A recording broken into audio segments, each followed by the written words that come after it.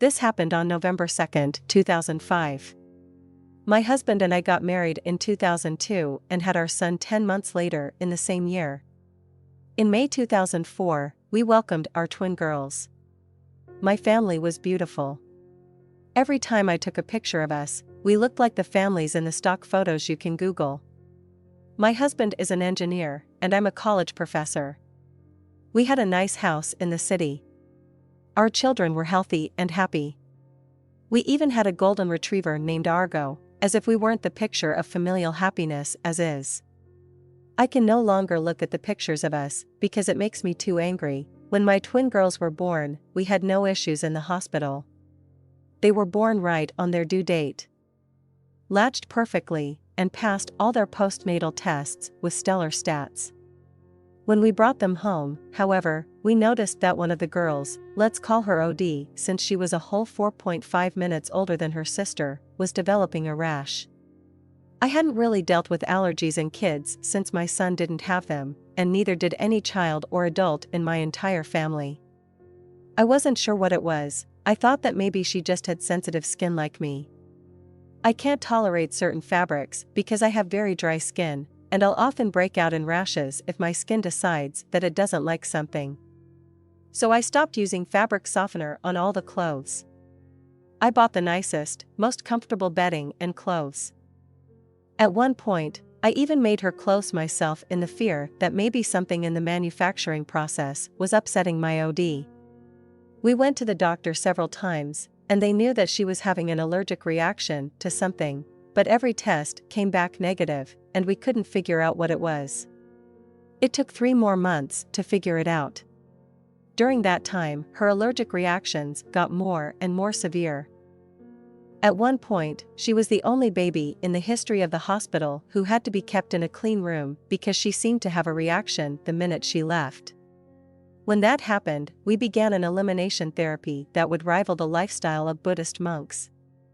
My husband and I moved our son and YD in with his parents because we needed to eliminate everything from our routine to figure out what was causing the reaction in our OD.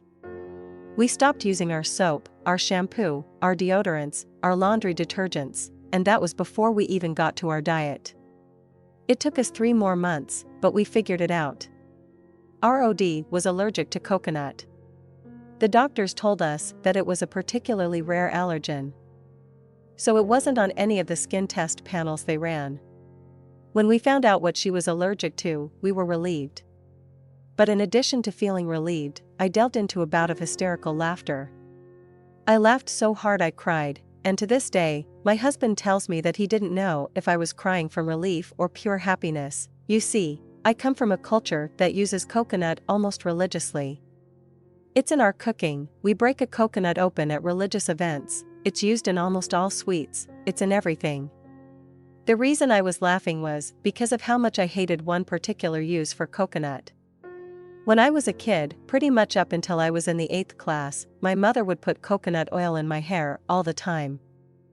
It looked greasy as hell, I hated it, and once I was old enough to start doing my own hair, I never put that stuff in my hair again. I was laughing so hard because, of course, I had a daughter with a severe allergy to the one thing I hated my entire life.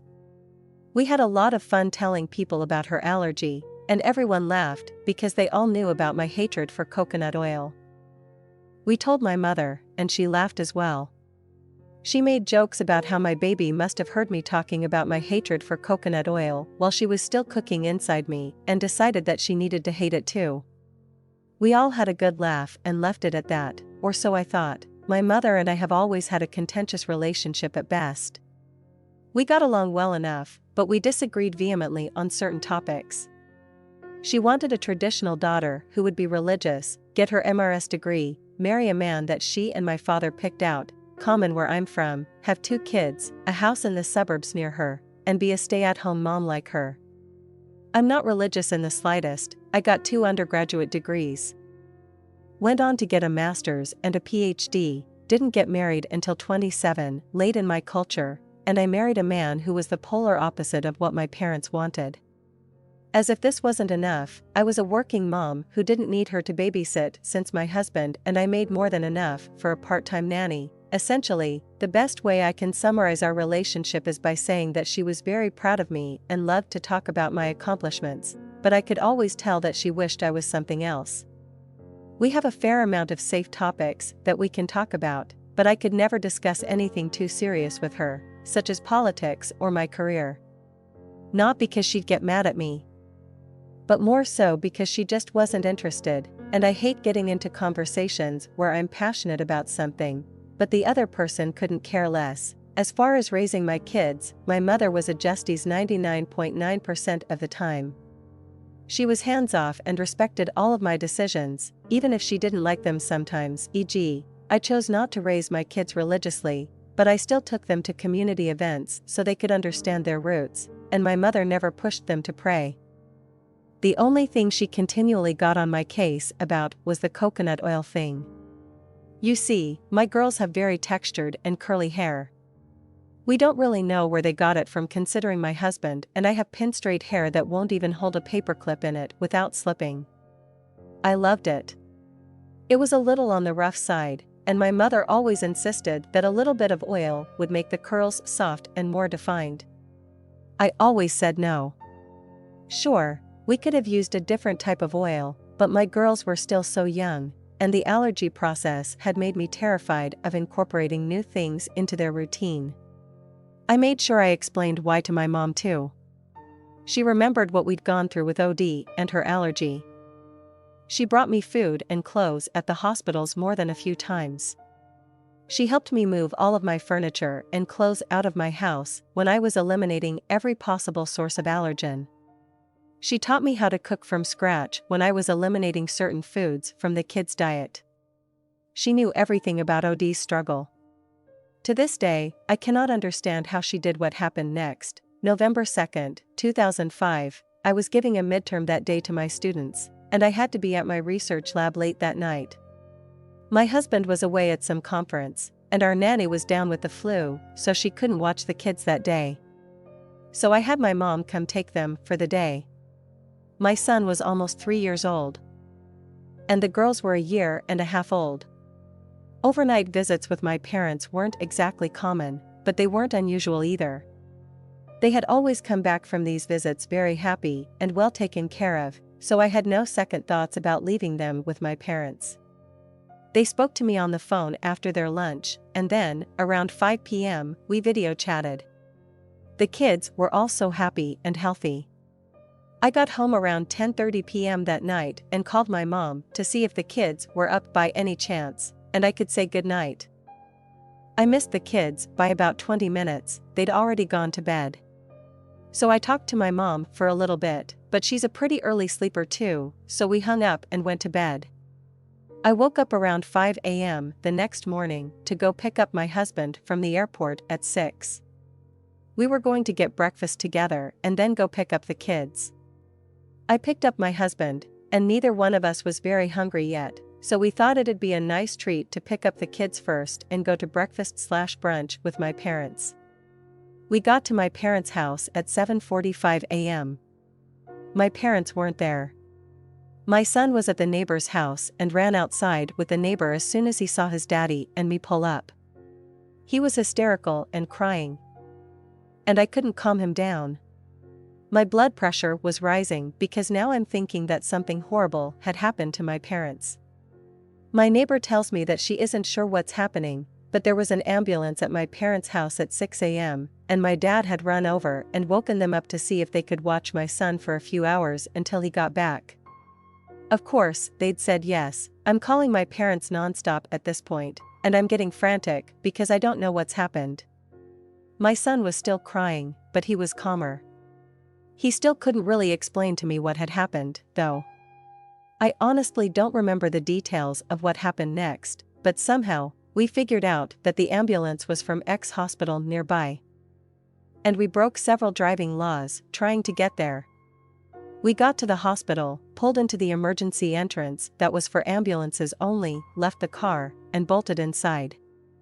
A few nurses took notice of us immediately and were asking us what was wrong. I was calmer than my husband at this point, so I explained that I didn't know, but my twin girls and my parents were here somewhere. I'll never forget the look on that nurse's face. She knew exactly who I was in that moment, and she was about to cry. Another nurse took me and my husband to an empty room and asked us to calm down and listen to the doctor before we went to find my family. My mother had put coconut oil in both my daughter's hair when they were playing the previous day before bed. The girls loved it when my mom did their hair, and so they had asked for braids, and my mom was doing their hair. She put coconut oil in both their hair because it would make for smoother braids. According to my son, OD started to get a little dizzy and itchy when my mom was doing her hair, so my mom gave her some kids' Benadryl, which made her sleepy. Since it was close to bedtime anyway. The kids then went to bed. Giving her Benadryl was something we did whenever she had a mild reaction, since it usually meant she accidentally came across some coconut from a secondary source. We also showered her from head to toe immediately to erase any lingering traces of it. My mother simply gave her some Benadryl and kept the coconut oil in her hair and put her to sleep. The Benadryl made her sleepy and unable to wake up or be conscious enough to wake up her brother or cry. She vomited in her sleep, and the rash spread all over. Her little body was swollen to twice the size. She had asphyxiated in her sleep. She died painfully and slowly in the early hours of the morning. My mother had found her when she went to check on the kids in the morning around 7 a.m. She was already dead by then. My mother screamed, called for my dad, and that's when they'd gone to the hospital. My dad hadn't known about the coconut oil until my mom explained, and to this day, I've never seen my father so angry. He was still unable to look at my mother, out of fury, or me, out of shame, when I saw him at the hospital. They had rushed to the hospital hoping there was some way to save my OD and to get my YD checked out immediately since he thought she might have a mild allergy as well. I can't even explain to you the emotions my husband and I felt. I remember seeing my little girl and just being in denial. There was no way that she was gone. This had to be a horrible, horrible nightmare. The following days, the funeral, and explaining to my other kids what had happened are events I still can't talk about because it just breaks a part of me. My mother was investigated, as was my entire family. I almost lost my kids to my country's version of CPS once because they thought my kids were in danger. My husband and I had to fight tooth and nail to show that uprooting them during this time would be the worst thing for them at the moment. My mother was never arrested. My father did leave her, though they're not officially divorced. The majority of my mother's family refuses to speak to her, and the few that do speak to her only do so on a limited basis. She currently lives on her own in a small town, and every couple of months, I'll get a call from her telling me how sorry she is and how she just wasn't thinking, and can I please find a way to forgive her. She wants to come see me. The only thing I can find to ever say to her is, "You can come see me when you bring my daughter with you." It's been 13 years. OS just got his license this year, and YD is going to start high school soon. Both of them are healthy, and they're turning into amazing adults, but neither one has been the same since OD passed away. OS is extremely protective of YS and doesn't allow anyone to breathe rudely in his presence. YS used to be so bubbly and such a talkative little child, but she's quiet now. When she does speak, it takes some effort to hear her because she's so quiet. She told me a few years ago that she knows she was only a baby when it happened, but she feels incomplete all the time, like a part of her is missing. I didn't know what to say to her. If it weren't for my husband, I don't think I could have ever recovered from the loss of my daughter. We have helped each other through the loss. It's taken over a decade of therapy to even get to this point. I don't know what I expect to get out of typing all of this out, but I've seen how much comfort this subreddit brings other posters, so hopefully, I find some of the same peace.